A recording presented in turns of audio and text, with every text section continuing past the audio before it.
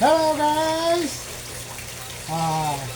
Ipeflex ko lang sa inyo aking pag-upgrade ng ating probiotic. Ito yung in-upgrade, ito yung aking ginawa ang probiotic nun from Carabao Milk, galing ng Mindoro. So, ito i-upgrade ko siya. Maglalagay tayo ng oregano powder. So may pressure siya.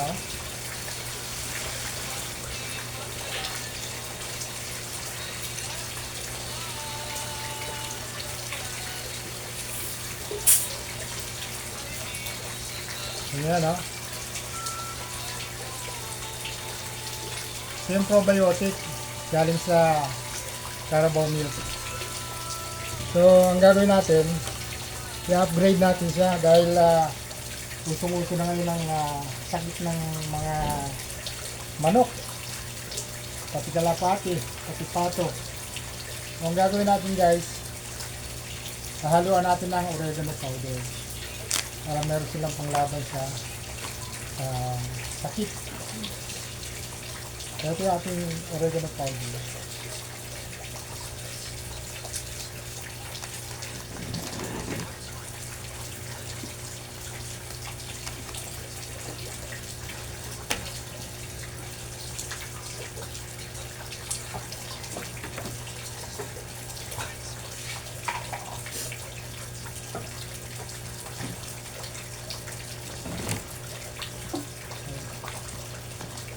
So, meron tayong oregano powder na dyan.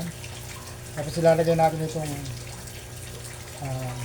probiotic na galing sa gatas ng kalabaw at molasses.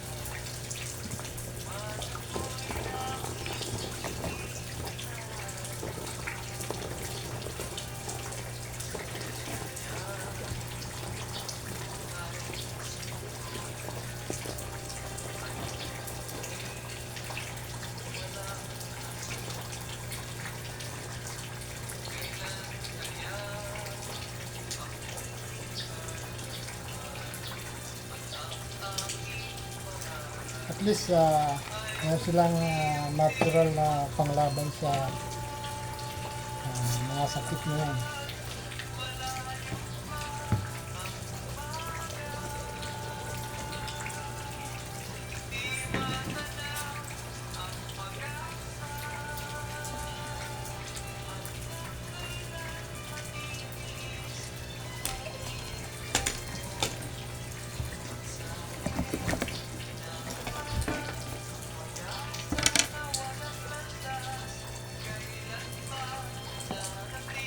Okay.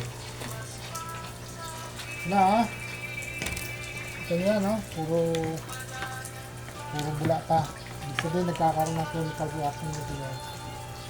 So ito ngayon, ibabasa natin dun sa mga pagkain ng manok at kalapati para meron silang natural na panglaban sa sakit. So, yun guys, ang aking ginagawang pagle-level up ng probiotic na ginawa ko na galing sa gatas ng kalabaw at saka molasses.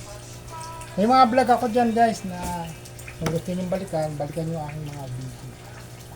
So ito ngayon i-apply natin sa mga pagkain ng tayo, especially manok at saka kalapati na ginagamit natin pang.